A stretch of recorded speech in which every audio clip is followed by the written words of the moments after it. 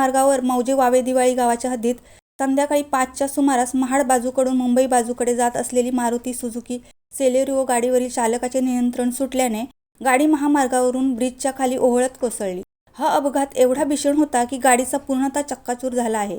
या अपघातात दुदुमकर दाम्पत्याचा मृत्यू झाला असून देवयानी दशरथ दुदुमकर आणि दशरथ दुदुमकर राहणार अँटॉप हिल मुंबई यांचा समावेश आहे. तर एक जण गंभीररित्या जखमी झाला आहे. या अपघाताची माहिती मिळताच माणगाव पोलीस घटनास्थळी तातडीने दाखल झाले. ग्रामस्थ व क्रेनच्या सहाय्याने गाडीला बाहेर काढण्यात आले असून जखमी प्रवाशाला पुढील उपचारासाठी उपजिल्हा रुग्णालय माणगाव येथे दाखल करण्यात आले आहे.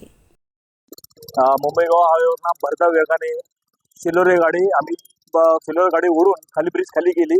ब्रिज खाली जाताना स्थानिक लोकांनी बघितली. स्थानिक लोक लगेच धावून गेले. बचाव कार्य चालू झाला. कोणी पोलीस स्टेशनला फोन लावले, कोणी ॲम्ब्युलन्सला फोन लावले आणि जेवढे आजूबाजूच्या गावातील लोक कार्य लगेच आपले पोलीस स्टेशनचे बोर्डे साहेब ते पण इथं आले. इथे स्थानिक पोलीस आले आणि आम्ही बचाव कार्य करून गाडी क्रेनने लगेच वरती काढून घेतली. रायगड प्रतिबिंब न्यूज ब्युरो, माणगाव.